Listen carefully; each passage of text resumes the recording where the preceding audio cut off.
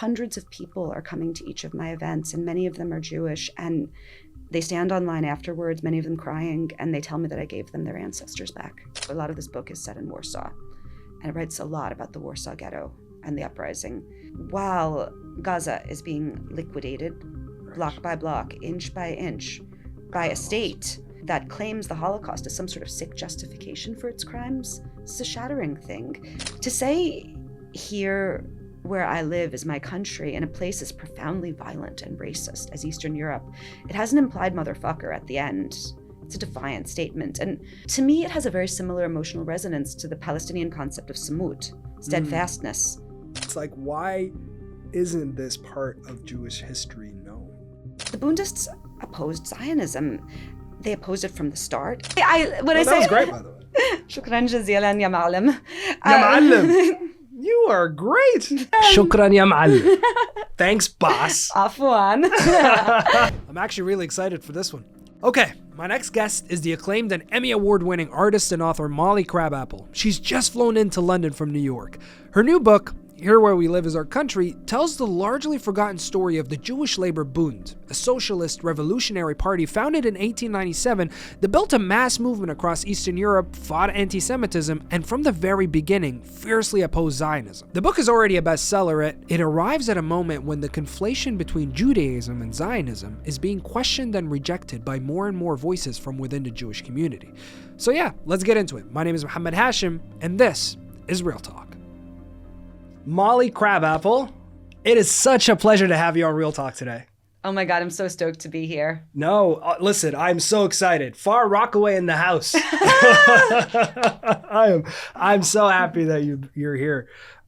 First off, how's London treating you? Well, I only got here a day and a half ago, and you people allegedly had a heat wave. Oh, isn't it bad? Isn't it bad? The sun came and Tell me about the it. British, they all fled. They sunshine, it was too much. No, I'm from New York City. You know what happens when we have a heat wave in New York City? It's over 100 degrees and the garbage starts fermenting. Our subways become fermented rivers of substances and liquids you don't even want to imagine. Whereas the Londoners, they're like, oh my God, 80 degrees. Oh my God, I die. My skin's slightly flushed. I die. Is that sweat? I die. And then the week before, it's like, we haven't seen the sun for like 7 months. Where is the sun? But isn't And that then their the sun natural comes state? out. Yeah, exactly. You've been, obviously, you're doing a big book tour. You started in the US, now you're here. But how has it been? How are you reflecting on all this since this come out? Oh my God, it's been amazing. I mean, I launched this book on April 7th in front of 450 people at the New York Public Library with my great friend and idol, Naomi Klein. And since then, I think... She has a blurb somewhere on here. Yeah, on the front of it. On the front of it, yeah, there we go. So Let me read it, actually. Reading it feels revolutionary. My queen. Since then, I have done, I want to say about 24 book events. And Wow. none of my events in New York had less than 100 people at them. I mean, hundreds of people are... if I added all up, thousands of people are coming to these events. And in America, especially, a lot of them are Jewish people who are fed up with the genocidal death cult of Zionism and who are seeking their own actual history, who are seeking something that they can be proud of, a Jewish politics that's liberatory and solidaristic. And on the signing lines, I mean, people, they come up to me, they're crying, you know? Crying. Because they feel like they've gotten their ancestors back. Okay, how does that land on you? How does someone telling you this? Because that's I'm sure to them is quite heavy, it's quite deep. Yeah. How do you take it in? I mean, I spent 7 years on this book, right? 7 years, yeah. And to do it, I had to learn Yiddish, which is the language of Eastern European Jews, but it's also a language that was largely wiped out by genocide. And so to write this book, which engages both with the Bund's triumphs, but also with the most horrific tragedies of the blood-soaked 20th century, was something that for me was, it was an act of deep love that was often quite painful, and was something that involved being locked in archives for years, just trying to resurrect these people. And so to have this thing that I gave so much of myself to come out into the world and be met with such love. I mean, it's more than I ever could have hoped, you know? Sure. Yeah. And there's a lot that we're going to unpack because there's a personal connection that we'll unpack. But even before that, I am curious to hear about your, I guess, how you look at your Jewish identity and how it kind of fit into your upbringing. You grew up with a Jewish mother and a Puerto Rican father. But what was your Jewish identity to you growing up? And obviously the follow-up to that will be what was Israel to you? But we'll start with your Jewish identity. For me, being Jewish was very interwoven with what my family was. And my mother's family was and is a family of artists. Yes. My great-grandfather, who we'll get into later, was the post-impressionist painter Samuel Rothbard. Mm-hmm. My great-uncle was a painter. My mother is an artist. My mother learned to draw from my great-grandfather, and she in turn taught me. So I always viewed being an artist as this gift from Sam. And I grew up entirely surrounded by his paintings, by his sculptures, by the stories about him, by the photos of him hanging from a chin-up bar by his ankles when he was in his 80s, or playing this contraption that he called a Venetian violin that was actually just like a violin-shaped object made of Venetian blinds. Also the stories about the small town that he came from in Belarus called Volkovisk. Yes. And so for me, growing up, to be an artist... Because he came to the U.S. in his 20s, right? Yes, in 1904. So for me, growing up, to be Jewish meant to be leftist. It meant to be artistic. It meant to read a lot of books. It meant to argue. It was not a super religious identity, though my mother, of course, you know, she lit Hanukkah candles with me and made delicious latkes. But it was not something that involved going to synagogue. Synagogues, yeah. It was really, I'd say, the Jewishness of Leonard Cohen and Hannah Arendt and all of these amazing intellectual and cultural figures. That was really what resonated with me. And it was also just the fact that my great-grandfather, this, you know, beloved family figure, this beloved artist, he was just a Jewish guy. And so I associated it so much with him and with my mother, you know. She's just, we're Jewish New Yorkers. I'm going to come back to Samuel. But before I do, the follow-up was, you're saying it wasn't about going to synagogues. No. Well, okay. What space did Israel take up in that scenario, in that household? To be honest, not really, because so we don't have any family in Israel. Okay. No one in my family that I know of, I mean, maybe there's a cousin, but not that I know of, has ever visited Israel. So you've never taken like a birthright trip? No, and I also was too old to take a birthright trip. I'm 42, and by the age at which I would have been able to have taken a birthright trip, the idea of a guided tour was so humiliating to me. I think it could have been birthright Rome, and I wouldn't have taken it, because the idea of sitting on a bus being hauled around like a sack of potatoes would have been so offensive in my eyes. But no, I never took a birthright trip. The only time I've ever been to 48 was I went to Tel Aviv for 2 days to speak to an expert and look at some archives. But no, it didn't really like occupy a space in my family's life. And so that is a very interesting way, because usually, at least from the conversations that I've had with a lot of members of the Jewish community, a lot of Jewish authors and whatnot, it's usually it's usually the opposite. It's usually that their Jewish identity was quite central to who they are in the sense, in the religious sense, in terms of going to synagogues and stuff. And obviously Israel is an extension of that, in the way that they look at Israel as the chosen land for Jewish people. That's where, you know, that is why Zionism kind of thrives. And then they kind of go through a process where they, I guess, have to unlearn everything that they have picked up along the way. But your story starts on the other side in a different sense. I mean, I can't say that I was educated about Palestine either. And I know, just, you know, growing up Jewish, growing around Jewish people, I had all sorts of dumb folk beliefs, but Israel just wasn't important. That's actually the best way to put it. And I think in a very real sense, New York was the Jewish promised land for my family. I mean, New York is the largest Jewish city on earth, right? And it always has been. Even before the Holocaust, it was the largest Jewish city on earth. Yeah. And it's a city where there are so many different types of Jewish people. There are so many different types of Jewish people that there are multiple Hasidic sects that look exactly the same, that hate each other. That's the amount of diversity of Jewish opinion that you can have in the city. And Israel just really, it didn't occupy a place in my thought. That's how I'd put it. Okay. All right. Well, let's start talking about the book, Here Where We Live Is Our Country. Again, I'm going to go back to Samuel, your great-grandfather. There's a few things that I want to highlight, because there's the, was it Itzhak the Bundist? Itzhak the Bundist. There was that painting that he drew. There was the viral essay that you wrote in 2018 about him. And then there was a book, I believe, which is Out of Wood and Stone. Yes. It's his self-published book of philosophy with drawings of his sculptures. Okay. So of all these three things that I mentioned, where did the spark to write this come about? I had known about the Bund from this painting that you mentioned, Itzhak the Bundist. And this painting came from a body of work that he called memory paintings. And these were watercolors that he began in the 30s after Kristallnacht, where the goal was to paint into existence this world that he came from, this world that he knew was going to be erased forever. And he really, really continued this body of work after the Holocaust. And they were paintings that showed every aspect of life in this town, from like his mother chasing away rats from her like flower storehouse, to himself as a bad kid, drawing mean little pictures of his rabbi in religious school, to himself getting spanked by his rabbi in religious school, to himself reading the Torah, to himself spying on the woman's bathhouse, right? Okay. Full life. And the painting that was my painting, let's say, the one that really stood out to me was, it's a young woman, long skirts, hair up, 19th century, miserable dirt road, twilight.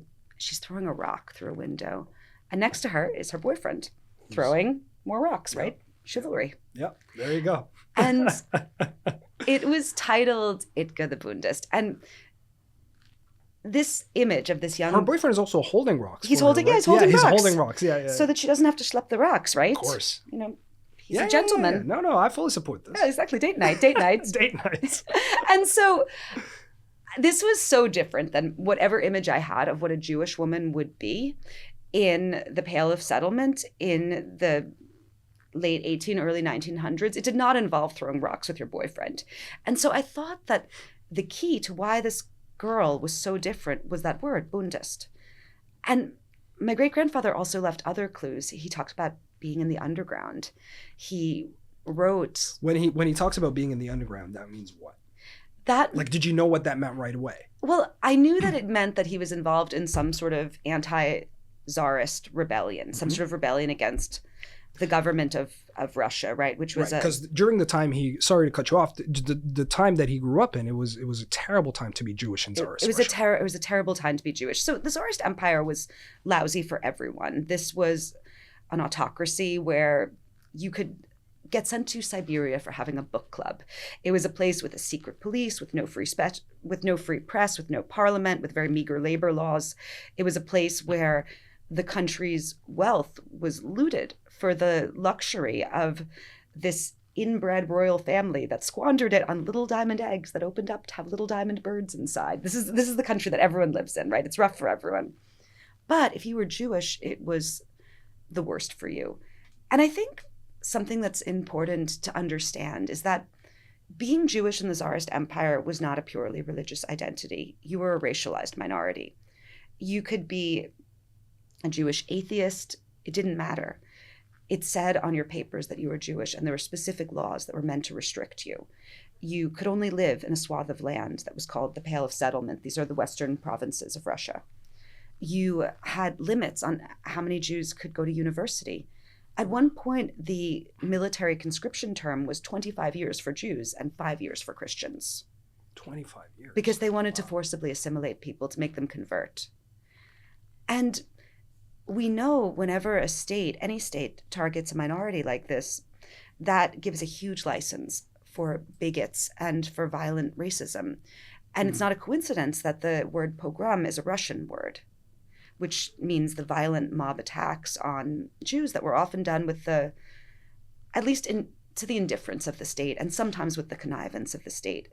The Russian government printed and distributed the protocols of the Elders of Zion. That is something that was created by the Russian secret police for the purpose of taking sentiment that might have been revolutionary sentiment against the Tsar and deflecting it against the Jews.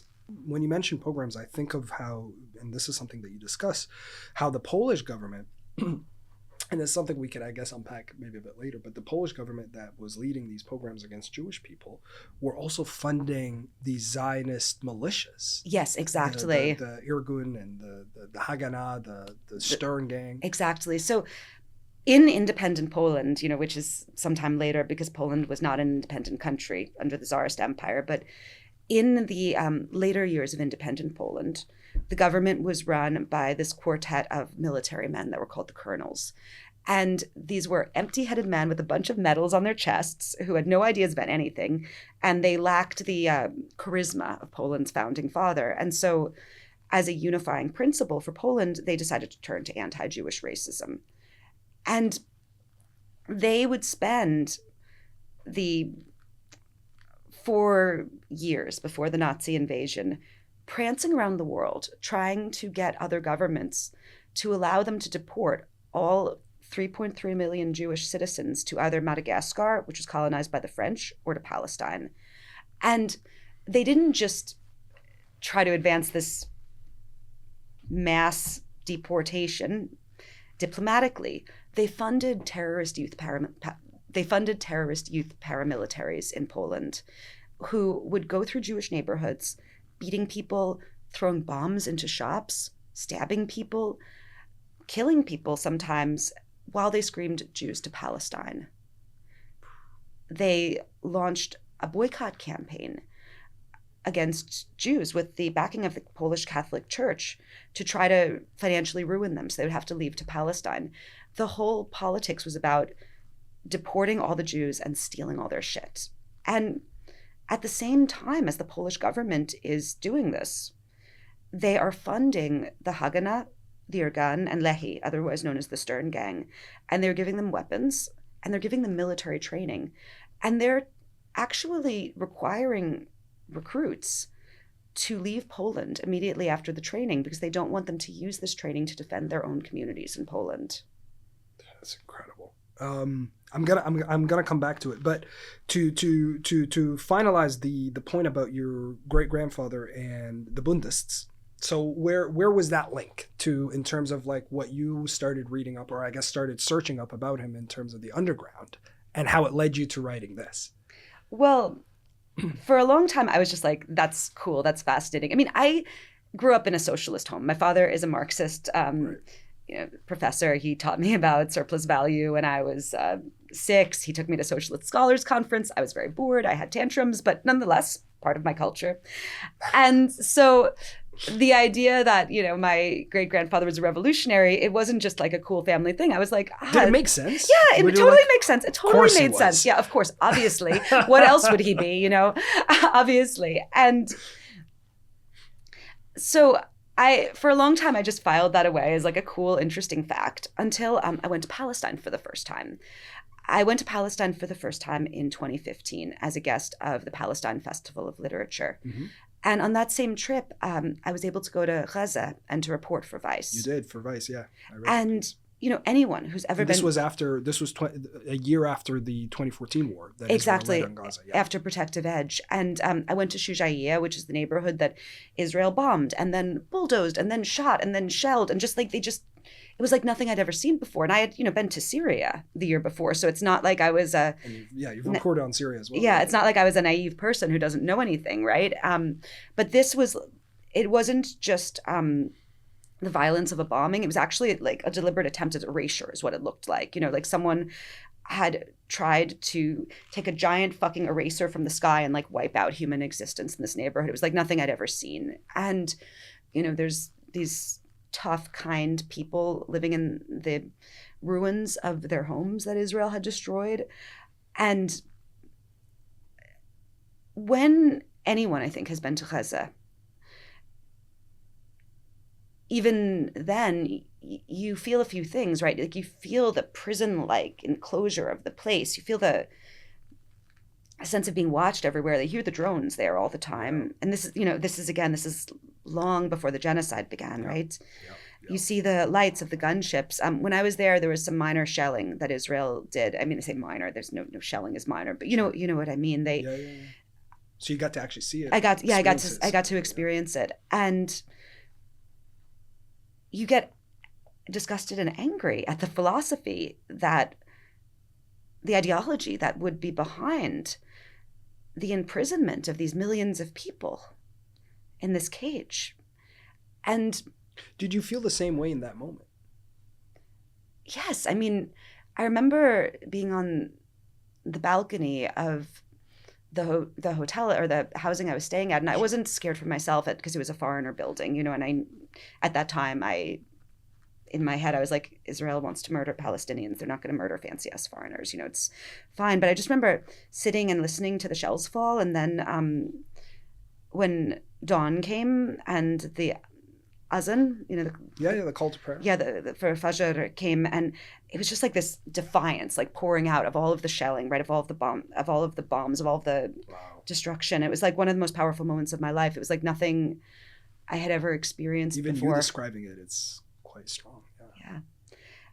And I was so disgusted, right, at the caging of these people, right, at the erasure of this neighborhood, at the drones, at the lights of the gunships, on the ocean, when people should be fishing, when they should be enjoying the fact that they live on a beautiful coastal city, but instead there are gunships there blocking off the sea to them. I mean, all of it made me so angry, right? Sure.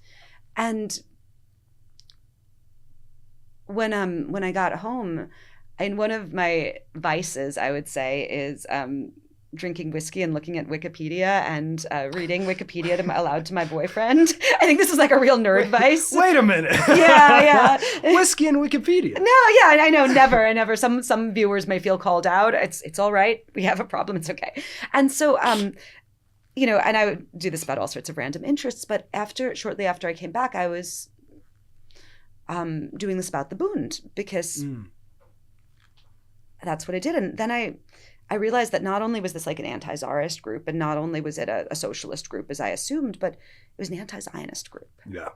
And I was like, that's interesting. And this was after that trip. It was after that trip. Because as you're speaking, Molly, there's a question that comes to mind on the heels of what you just said. Because this book deals, in a lot of sense, deals with the Holocaust, right? Yes. It deals with the genocide of the Jewish people. And you've written a big chunk of it during the Gaza genocide, the genocide of the Palestinian people.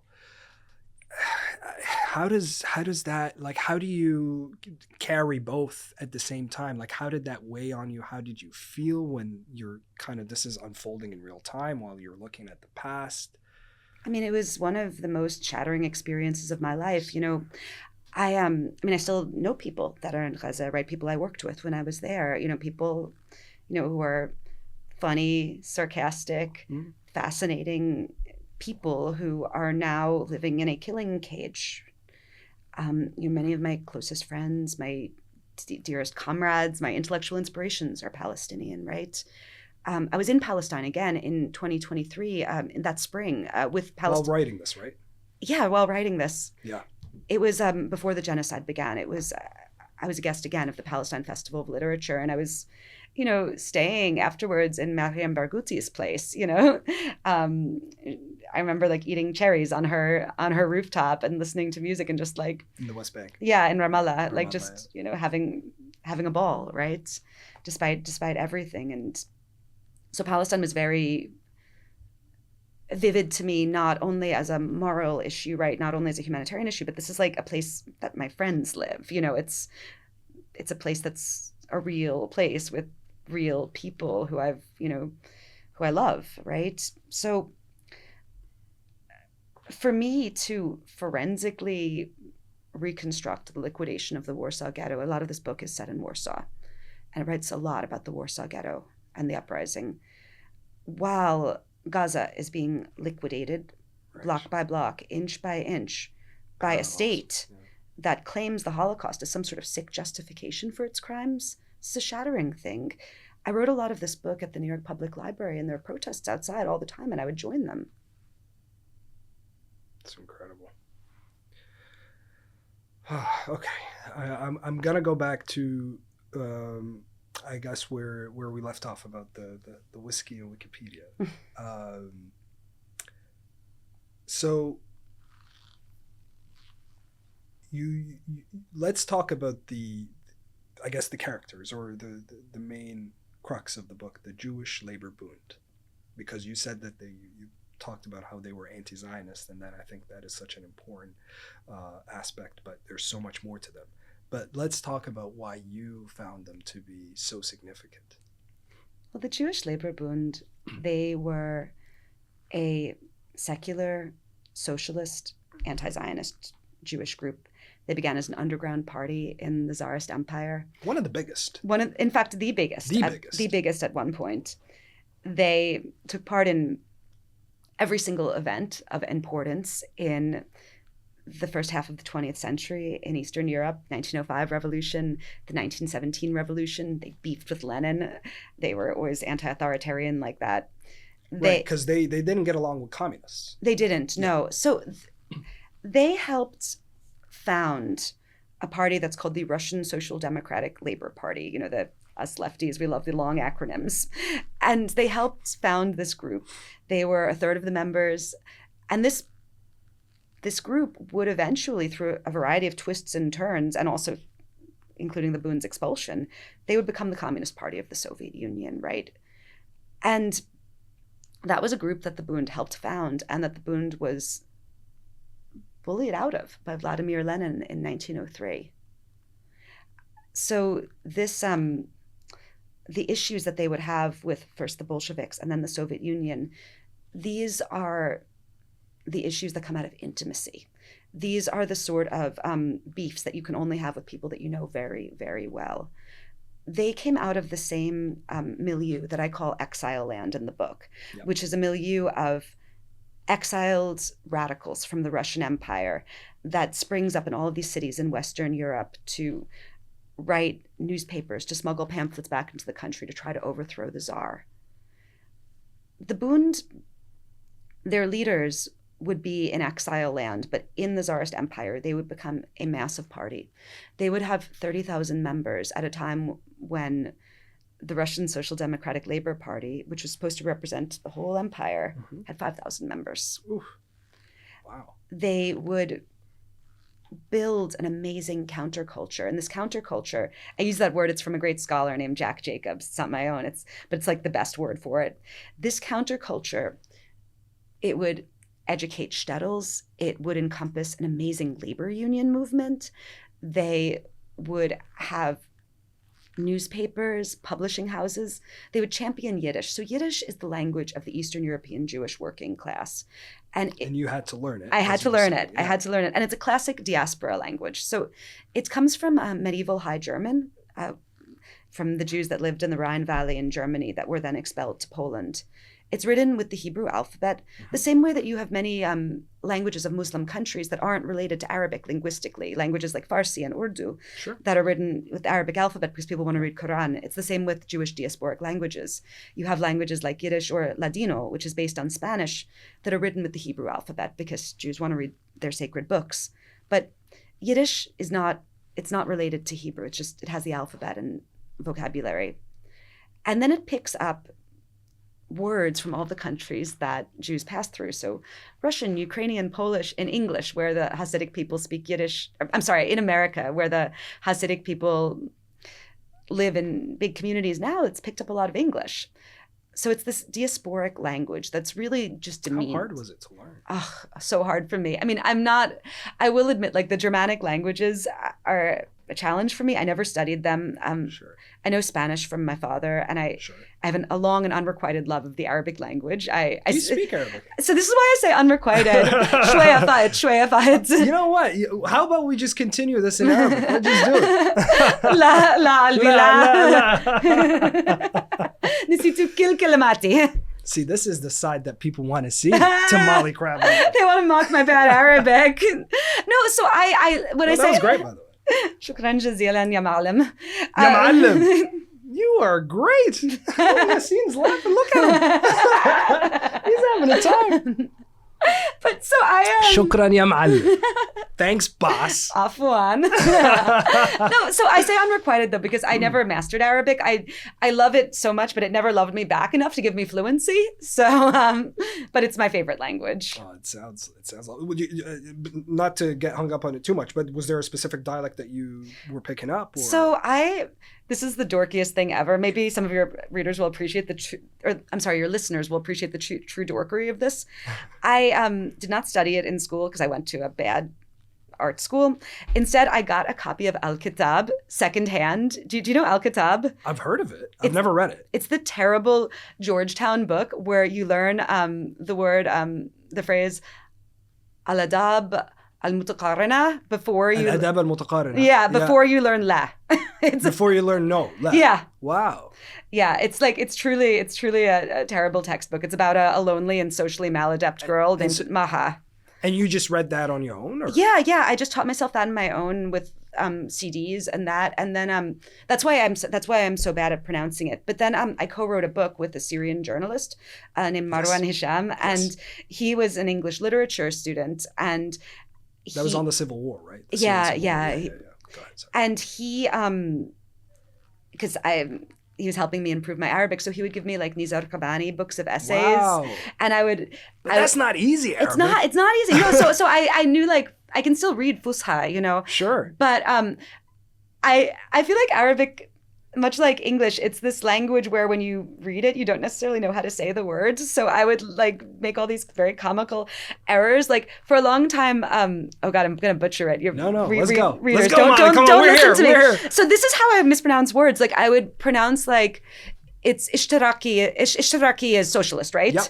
So I wouldn't know how it was pronounced, so I'd call it like ishtarki, and my friends would look at me and they'd be like, "What are you saying? Like what butchery has come out of your mouth?" It would be like if I was trying to pronounce like here where we live, but I thought everything was phonetic, so I'm like here wahere we live you know it's like that's how I was pronouncing Arabic so bad. Kun try. Wow. This is. I love this. Thank you. I'm loving this. No, I love contemporary Arabic literature so much. Tayyib Saleh, Season of Migration to the North, like favorite book. I love Rashid Hussein, the great Palestinian poet. Yeah. But no, this is an unrequited love because whenever I talk for more than 5 seconds, my like very kind and welcoming friends are like squinting their eyes and they're like, "What words are coming out of your mouth? What butchery is happening here?" No, I love this. Like, honestly, thank you for giving me this. Shukran ya ma'allim. Okay, going back to... yes, going back to the serious thing. To the heart of this conversation. But Molly, look, one might look at you and be like, why did you have to learn Yiddish? Like, why did you need to go through all that effort to write this book? And you would say? I would say that just as when you decide you're going to report on a country, you have to learn their language. Mm-hmm. When you decide you're going to report in the past is a foreign country, and you have to learn their language too. And the language that the Bund worked in was primarily Yiddish. And the reason that they worked in Yiddish and not Russian or Polish or mm-hmm. French or German, even though they spoke and sometimes do stuff in those languages too, is that Yiddish was the language of the Jewish working class of Eastern Europe. And they did not see this as jargon, as it was called. They saw this as a language that was just as worthy and just as beautiful as French or German or English or Russian or any other language of empire. There's a line that Max Weinreich, who was a Bundist who later went on to found YIVO, a major Yiddish cultural institution, had, where he said, "A dialect is just a language without a navy." Meaning that the difference between a dialect and a language is the ability to project violence, right? State violence. And so Yiddish was a language without a navy. It had no ability to impose its language with an army. It only had the community that it built. And the Bund desperately supported and championed Yiddish, and they made their newspapers in Yiddish as well as Russian and Polish, but they made them in Yiddish. They wrote their post-war histories in Yiddish. They believed that this was a language that defined their people. Identity was crucial, and it was a Jewish identity. It wasn't about religion. It was about the language they spoke, the communities that they lived in, the culture that they shared. And they championed that. And so if I wanted to be into the Bund's world, I had to be able to read their words, right? But it's been over, what, like 100 years since, well, I'm thinking like 1897, but like, why hasn't anyone come along and translated these to English, for example? I mean, Yiddish is not a widely spoken language. Yiddish is a language that was dealt a horrific blow by the Holocaust. The majority of people murdered in the Holocaust were native Yiddish speakers. After the war, in the Soviet Union, Stalin had an anti-Semitic mania and murdered many of the top Yiddish poets in what was called the Night of the Murdered Poets. In America, as you see with so many immigrant groups, people lose their languages when they come to America, right? It's part of American assimilation, yep. Whether they're like, from Pakistan. Mixing pot. Yeah, exactly. The monolingual mixing pot, right? So, Jewish Americans, they lost their languages the same way that, my Pakistani friends sometimes can't speak Urdu if they're born in America, right? And Israel suppressed Yiddish after the war. And Israel suppressed Yiddish. They suppressed Yiddish after the war. So Hebrew is the only time in history that a language has ever been resurrected. And that was something that required many things, but one of them was coercion. So even before the war, like even in the 1920s, you have groups that are enforcing Yiddish language use by firebombing, groups that are enforcing Hebrew language use by firebombing Yiddish newsstands, by beating up people at Yiddish cultural events in Tel Aviv. There was an exhibit on this recently in New York, because the idea was to destroy the diaspora identities. They have a concept in Zionism, it's called the negation of the diaspora. And the idea is that you shouldn't be speaking these languages of the diaspora, of the exile. You shouldn't be speaking Yiddish or Ladino or anything else. You should be speaking Hebrew, because it's about the creation of a new type of person. And so Yiddish was also lost due to Israel. And now we have a moment where the only native Yiddish speakers are Haredi Jews, very, very religious Jews who live in... I was going to ask you, like, who speaks it today? Yeah, no, it's Haredi Jews. Like my neighborhood that I live in Satmar neighborhood in New York. Yiddish is the language of life there, but Haredi Jews, these are very pious people. They're not going to be reading about crazy socialist movements. So the people who are able to translate Yiddish, it's a much smaller group than the amount of people who could translate Russian or Spanish. It's really, this is a group of scholars that come out of a few institutes. And wow.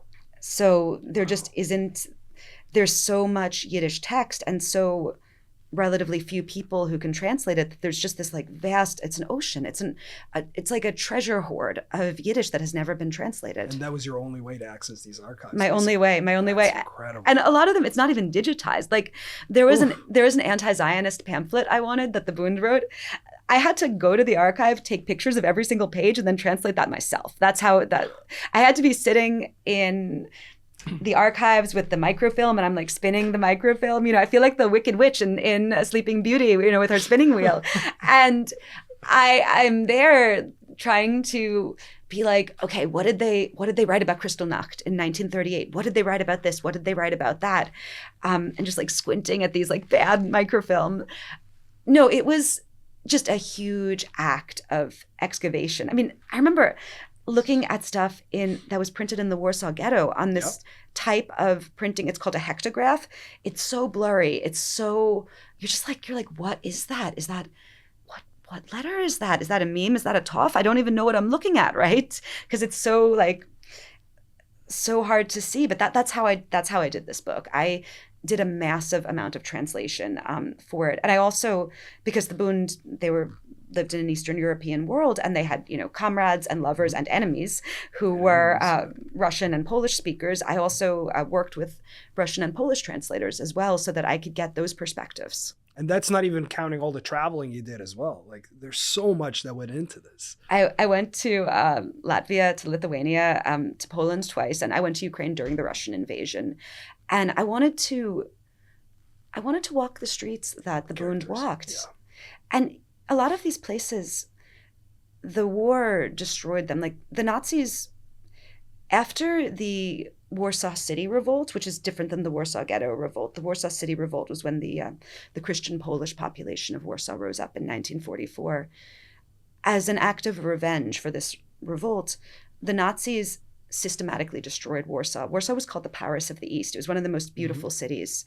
And the Nazis systematically and vindictively bulldozed and burned that heritage to punish the Poles for rising up against them.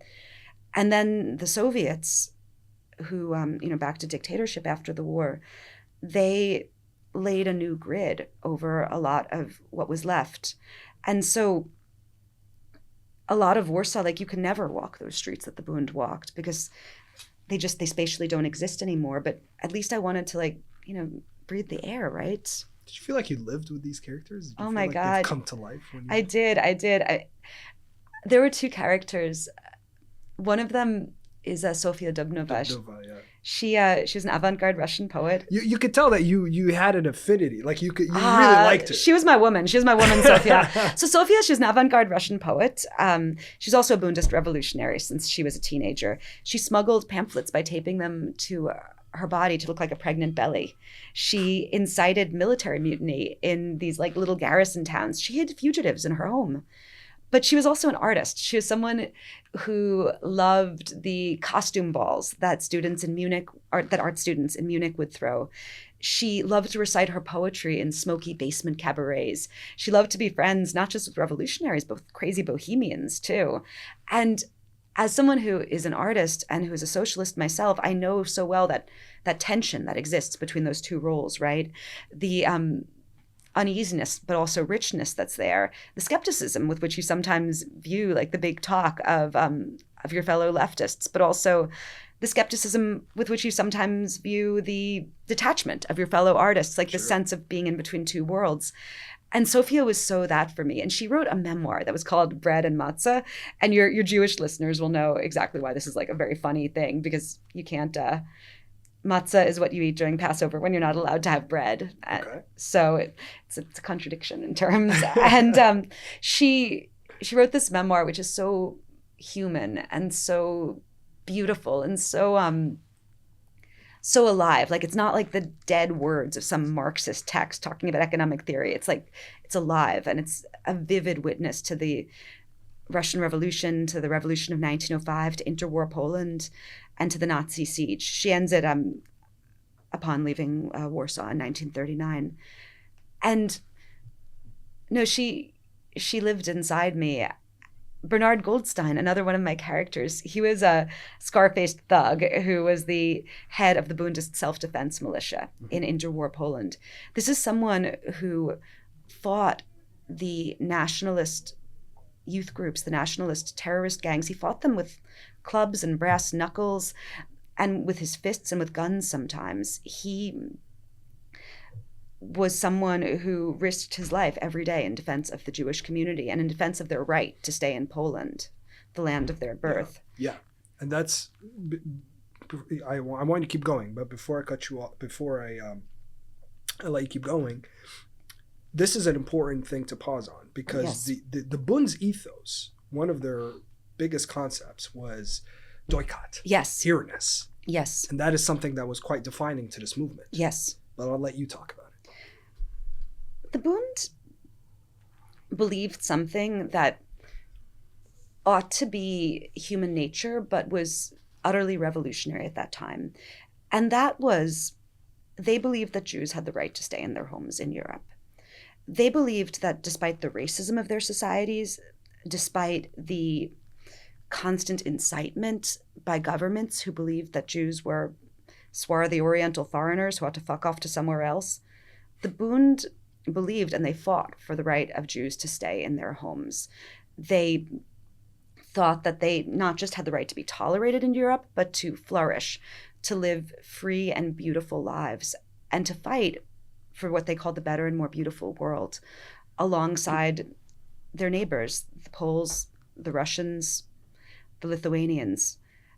And this statement, it gave me the title of my book, Here Where We Live Is Our Country, is a slogan from a campaign poster that the Bund did in Kyiv in 1918. And it is a defiant slogan. It does not just mean it does not mean the same thing that it would mean if I said, here where I live is my country in New York. New York is a very easy place to live, except for the rents. But, it's a wonderful place to live. Sure. I love it every day. To say here where I live is my country in a place as profoundly violent and racist as Eastern Europe, it has an implied motherfucker at the end. It's a defiant statement. And to me, it has a very similar emotional resonance to the Palestinian concept of samut, steadfastness, a defiant assertion of your right to stay rooted in your land, despite all the predations, despite all of the violence and erasure of the Israeli state. And Bundists rejected the idea that they should have to go to Palestine in order to live free and equal lives. They said, we're fucking born here. There's a line I think about from 1903 that a Bundist, I think it's 1903, maybe 1901, check me pedants, and that this local Bundist committee says, where they said, we are not strangers here and we are not guests, even though the Russian government considers us as such. This land is soaked through with our blood, and we will stay and fight for that which belongs to us, for our human, our civil, and our political rights. And from the very start, they believed that Zionism meant letting their tormentors win. I have a quote that I'm going to read you as well, but it just sounds so, it's incredible hearing it, especially at a time when when Zionist rhetoric has become so prevalent. And you hear that this actually existed. Exactly. You see why I fell in love with it. I mean, they were so brilliant, and they were so solidaristic, and they were so right about so many things. Solidarity was another important thing. Yes. It's a really, really important part of their identity as well. Yes. That we'll talk about. But let me read you this quote. Following on what you were saying, this was in the Bund's newspaper, 1929. The most important condition for a peaceful life together for the entire population of Palestine is the renunciation of the Zionist plan to rule the land against the will of the majority. Zionists have built all their hopes on stripping away the political rights of Palestine's existing Arab population, who constitute the oppressed majority. That was in the Bund's newspaper in 1929. That was chapter 17 in your book. And not just in the newspaper, they read that at a 3,000-person rally at Warsaw's Splendid Theater, where the banner and title of the rally was Liquidate Zionism. So it's interesting. So at the start, the Bund opposes Zionism because they view it as a moral acquiescence to their tormentors. But they also view it as ridiculously impractical. They're looking at it and they're like, your plan for us is you're going to take millions of Jews and we're going to leave our homes and become farmers, something we've never done before, on land that you're going to get from the Ottoman Sultan. Sure, that's really going to happen. They thought they were on drugs. They thought that this was the dumbest thing that they'd ever heard. In fact, it was so impractical that they viewed it as a sort of plot by Jewish bosses to distract the Jewish workers that they were underpaying by doing minor acts of philanthropy in Palestine. The same way that we see so many billionaires right now giving a few $1,000 for a scholarship to whitewash their miserable names. But after the Balfour Declaration, things changed. Mm-hmm. Because that's the moment that Zionism ties up its fate with the British Empire. And for the Bund, as socialists, right, as anti-imperialists, right, this is a sin. They're like, it's an extension of colonialism. Exactly. They have a phrase that they use all the time, British bayonets. And like Zionism is attempting to do its program through British bayonets. And not just that. So Bundists actually visit Palestine on fact-finding and reporting missions. I translated a book that's called The Truth About Palestine that was written in 1924 by Victor Alter, who was the leader of the Bund in Poland. And he goes on a several-month trip through Palestine, and he interviews all sorts of people from like kibbutzniks to Zionist leaders to Musa Qasim Pasha al-Husseini, who was a major Palestinian leader. And they speak in English, actually. That's the only language that they have between themselves, which he had learned as a factory worker in England, and that Musa Qasim Pasha knew as a aristocratic and, erudite, multilingual cosmopolitan, right? which I think also gives an interesting picture of the sort of class dynamics of that meeting. But he interviews Musa Qasim Pasha, and Musa Qasim Pasha says, like, we just want to be a state like any other normal state that governs itself, that has a parliament where people vote for things, and state for Jews, Christians, Muslims. We just don't want to be dominated by the British Empire or by these foreigners that are coming in saying that they want to take over everything. We just want to be a normal state with a parliament. And Victor Alter, he does something extraordinary, is that he translates these words into Yiddish, and he publishes them in Warsaw so that Jewish workers can read what a major Palestinian leader is saying. And this is something that you see constantly in the Bundist press. And there's an amazing book. I wish it had come out before my book had come out, but it's going to be published next year by Haymarket. And it's by a Yiddishist named Aisha Berich and a writer named Nathan Tankis. And it's called We Traitors, Bundist Writings on Palestine. And it's hundreds of pages of translations of Bundist thoughts about Palestine, about Palestinians, about nationalism. And Bundists covered Palestinian politics so thoroughly that the Warsaw Zionist newspapers, like the newspaper Heint, they nicknamed them Arabs. They called them the Arabs of Warsaw. And they call them traitors, traitors to the Jewish people. And they even at one point try to lead a campaign to defund the Bund's school system, which does not have any modern resonances at all. But that's something also interesting, because I guess the ideological war that happened between the Zionists and the Bund, if you will, they ended up really smearing, or trying to, the Zionists, trying to smear their name. They're calling them terrorists, calling them self-hating Jews. Exactly. They say that their schools are turning out enemies of Zion. And there's even an instance I found where Zionists beat up a Bundist city councilman in Vilna with baseball bats in 1929. Yeah, and then there was the Ben Gurion quote where he's the founder and the first prime minister of Israel, where he said that he told the Bundists, I think he was in an argument with someone, and he said, "We have weapons and we'll kill you like dogs." Yes, and what's so funny about this quote is from the turn of the century. Before Ben Gurion becomes Ben Gurion, it's in Płonsk, which is the Polish miserable little town that he's from, where he's having a public debate with a Bundist in a synagogue. Synagogues were often used for political debates. And he loses the debate, in part because he has an annoying high-pitched voice that no one likes. And instead of, taking the L like a normal person, he starts screaming, "We have weapons and we'll shoot you down like dogs." And if ever there was something that prefigures everything that happens afterwards, it's this very young Ben Gurion, who I think is still going by the name David Grown, screaming, "We have weapons and we will shoot you down like dogs," because he lost an argument and didn't like the feeling. The whole thing about, I guess the smear campaign, the name calling, the labels, there's a lot of parallels which you can draw to today. Oh my God. You feel it, right? Look at how, again, how there's been so many attempts to discredit Jewish people who align themselves with the Gaza solidarity, with the pro-Palestine movement. Again, same thing, like self-hating Jews, brainwashed, being used by whatever groups. Exactly. My social media is unusable right now because I have so many lunatics in my comments section screaming at me and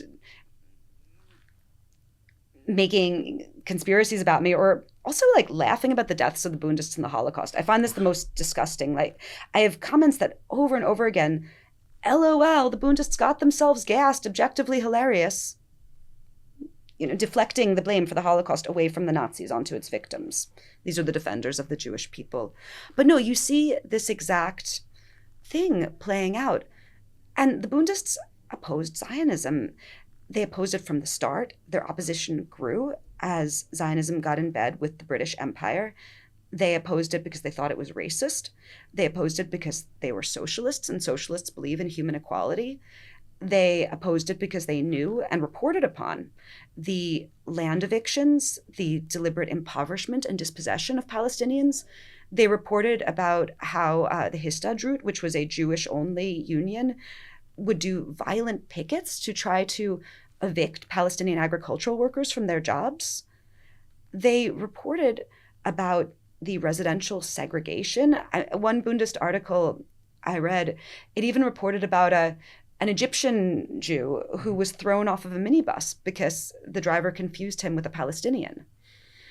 They fundamentally, morally disagreed with Zionism.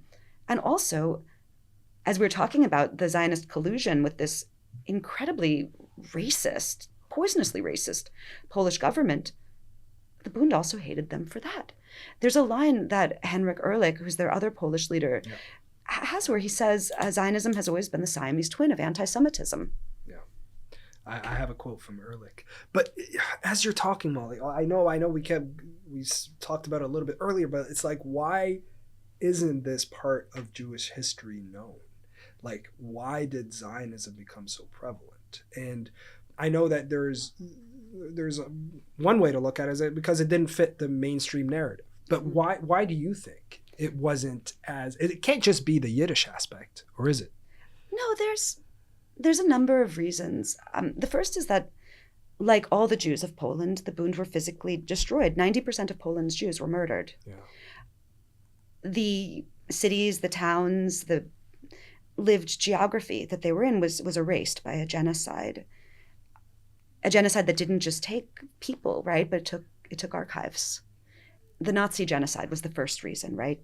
Second, after the war, there was a Soviet-backed dictatorship in Poland that had no room for other visions of socialism, and they forced both the Bund and the Polish Socialist Party to liquidate themselves. So those are just the two reasons for their physical destruction. There's also, the facts of American assimilation, the fact that when Bundist Holocaust survivors arrived in America, it was soon going to plunge into McCarthyism, into an anti-communist panic, and these refugees would conceal their leftist past in a bid not to be persecuted and deported. There are all those reasons.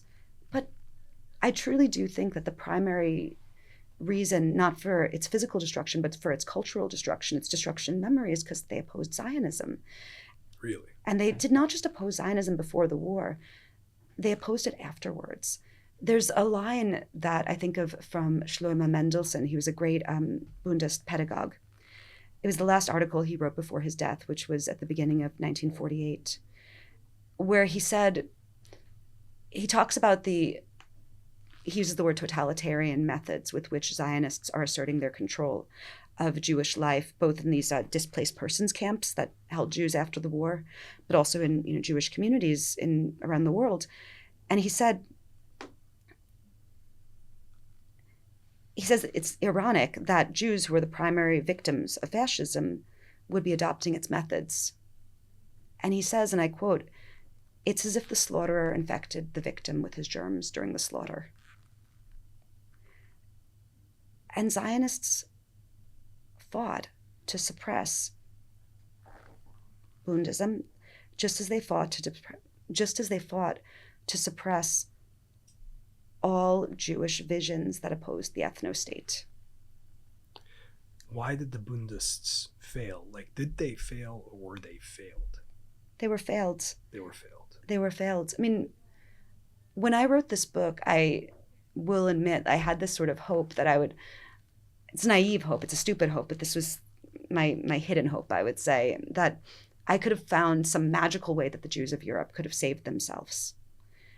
That there was something that we could have done to save ourselves. Of course. But that wasn't true. How could we have saved ourselves? The government of France couldn't save itself. They had an air force. The Nazi war machine was so powerful that it got to the gates of Moscow. It took 20 million Soviet lives and all of the industrial might of America and millions of soldiers as well from the British colonies, like 1 million Indian men. It took that to defeat the Nazi war machine. Why would I have it in my mind that a small minority like us could have done that? So I came to the conclusion that you can't speak about the Bund failing or any other Jewish group of that time failing because we had no power to succeed. We were overcome by a greater force. And so when I think of who failed, the Western democracies failed. The beacons of democracy. The beacons of democracy failed. They failed when they made deals with Hitler in the early years. They failed when they refused to accept Jewish refugees from Hitler. They failed when they refused to honor their defense obligations with Poland. France and England had mutual defense treaties with Poland, but when the Nazis invaded, they did nothing. And they failed when they refused to take the actions that could have mitigated the Holocaust, as they were begged to. And they failed when, after the war, they refused to accept Holocaust survivors from displaced persons camps.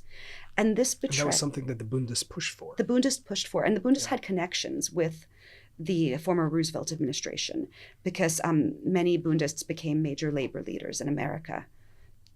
And they implored America to accept the 300,000 Polish Jews who had survived the war. This is the largest community of Jewish survivors, was from Poland. And America wouldn't, because they thought they were communists. And so... Right, because this was during the Red Scare. It was during the Red Scare. Yeah. And because they were racist. Like, it was Southern senators. Yeah. And it's my belief that hypocrisy is so corrosive. And when you have powerful entities that present themselves as the beacons of freedom, of democracy, of human rights, and then so profoundly betray the solidarity that those commitments entail, that creates a space for violent supremacist ideologies to flourish. And Zionism is certainly that. And so Zionism was able to assert hegemony in the Jewish community because the powerful countries that should have supported Jews before, during, and after the war instead turned their backs.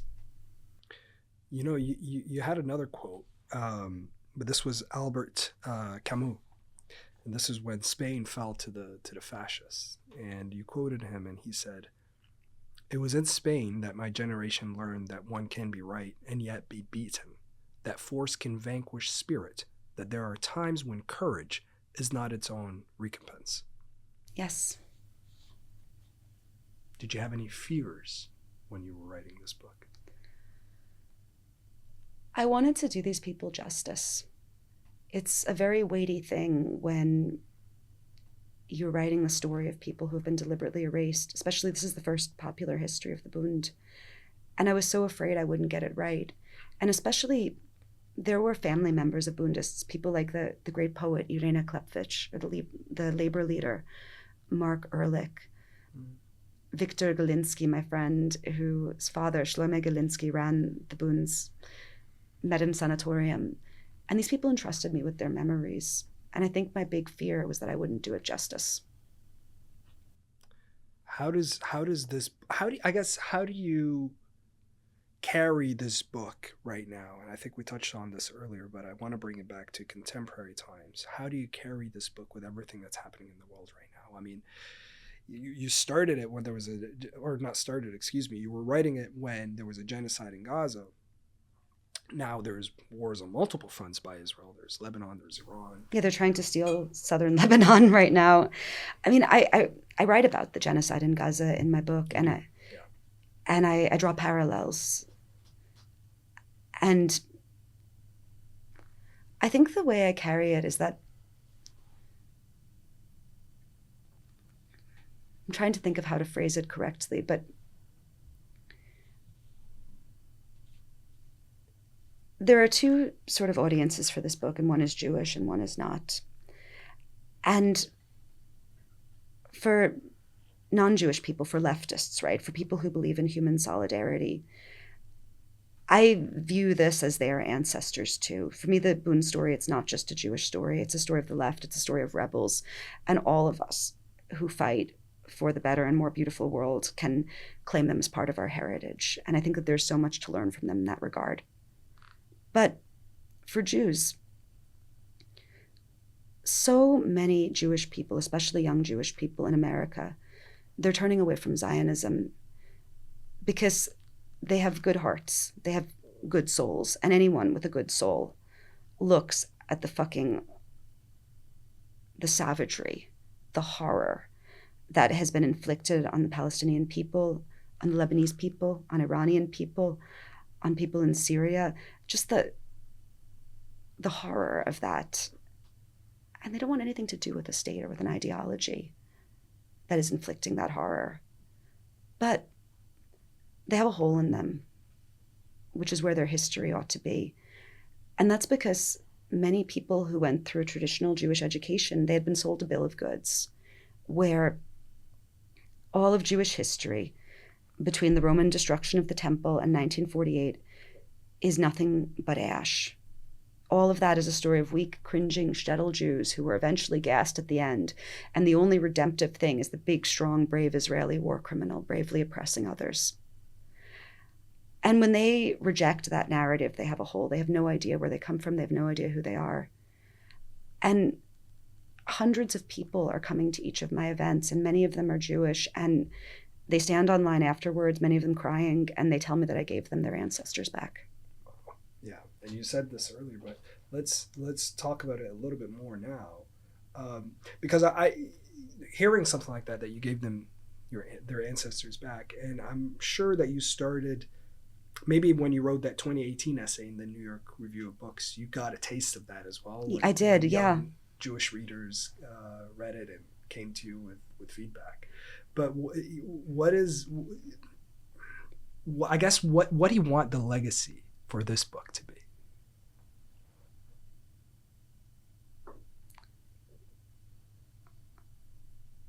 I mean, the worst bastards of the 20th century tried to bury the Bund, and they couldn't. I want to show that even with all the forces of erasure,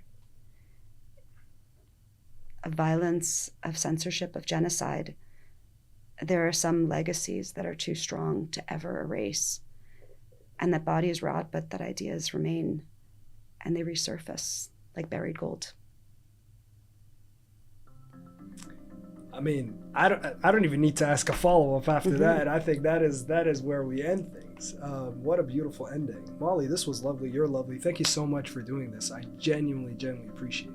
I was honored. Thank you so much for having me. And listeners, thank you for listening to my terrible Arabic. I'm sorry. Listen, that is going to be a reel. I'm going to make that a social card. Oh, God. I'm going to be busted on forever. This is the end of me. This is what this interview is going to be known for. Molly Crabapple, thank you so much for coming on Real Talk. Thank you so much for having me.